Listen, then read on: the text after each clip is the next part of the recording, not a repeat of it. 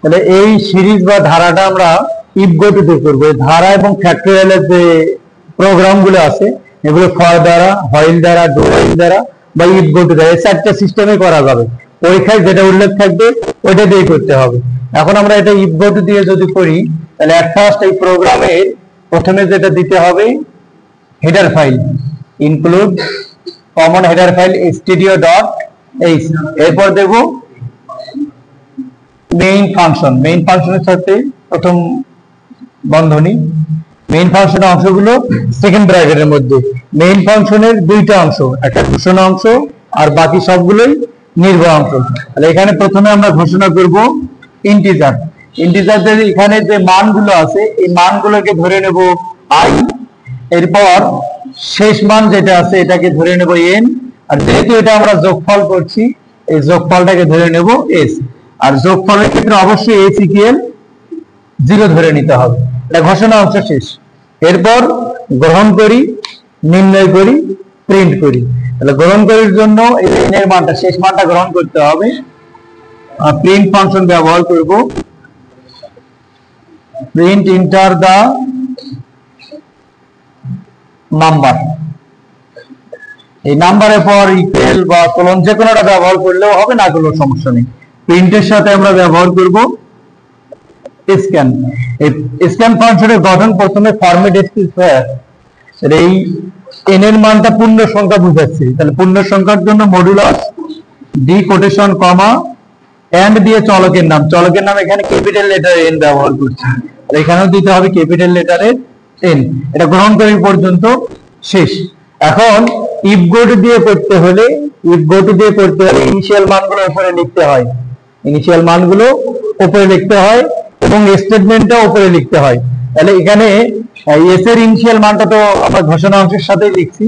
এবার আই এর যে ইনিশিয়াল মানটা এখানে শুরু হচ্ছে কত থেকে 5, চাইলে এখানে i ইকুয়াল 5 লিখতে পারি, যেহেতু এখানে লিখলাম না নিচে এখানে লিখতে হবে i ইকুয়াল 5 শেষে সেমিকোলন। এটা ইনিশিয়াল মান। আই এর ইনিশিয়াল মানটা লিখলাম।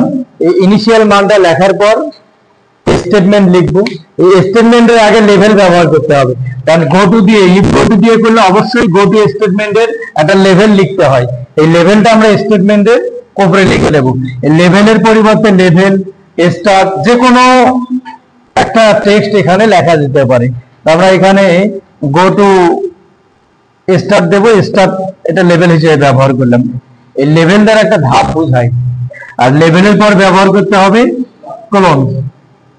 এরপর স্টেটমেন্টটা দেব s equal s plus i, যোগফলের সূত্রটা i কিউব আকারে যোগ হচ্ছে এখানে i গুণ i শেষে সেমিকোলন। এই মানটাকে প্রিন্ট করব, প্রিন্ট দা সামেশন, এই শেষের যে ছাপানো প্রিন্টটা এখানে ফরম্যাট স্পেসিফায়ার আর্গুমেন্টের পর দিতে হবে। তাহলে সামেশনটা পূর্ণ সংখ্যা, তাহলে ফরম্যাট স্পেসিফায়ার হবে মডুলাস বা মড ডি কোটেশন কমা দিয়ে চলকের নাম, চলকে এখানে এসটা প্রিন্ট করছি এস। আর প্রিন্টের মধ্যে ফরম্যাট স্পেসিফায়ার হলে চলকের সামনে এমটা হবে না, স্ক্যানে ফরম্যাট স্পেসিফায়ার দিলে ভেরিয়েবলের সামনে চলকের সামনে এমটা দিতে হবে। এটা এই পর্যন্ত ছাপাই, কিন্তু আসলে আমাদের এই মানটা ছাপালে তো হবে না, মানটা তো আরো বৃদ্ধি পাচ্ছে না। বৃদ্ধিকৃত মানটা এই প্রিন্টের পরে লিখবো। i ইকুয়াল কত করে বৃদ্ধি পাচ্ছে, যে 5 7 9 2 করে বৃদ্ধি পাচ্ছে। i ইকুয়াল i প্লাস 2 করে বৃদ্ধি পাবে। আর এই মানটা বৃদ্ধিকৃত মানটা যাবে কত দূর পর্যন্ত, এই শর্ত n পর্যন্ত।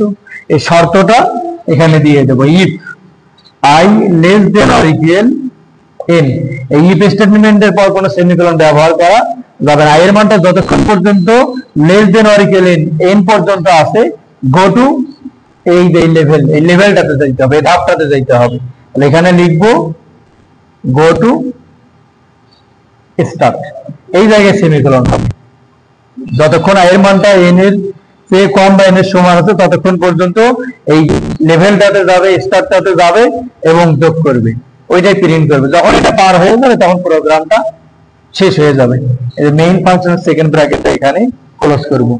এখানে কেউ যদি মনে করো যে প্রিন্ট লেখাটা একদম শেষের দিকে দিবা, এই প্রিন্ট লেখাটা শেষে লেখা যাবে। আবার IQL 5 এই ইনিশিয়াল মানটা ঘোষণা অংশের সাথে লেখা যাবে, তখন আর এখানে লেখার দরকার নেই। প্রিন্টের এখানে না না না, এই শর্তের সাথে গো টু স্টার্ট, এখানে গো টু স্টার্টের শর্তের পর দিতে হবে। এই জায়গায় যে লেভেল দাও গো টু লেভেল, এখানে যদি কোনো নাম দাও গো টু এই নামটা দিতে হবে।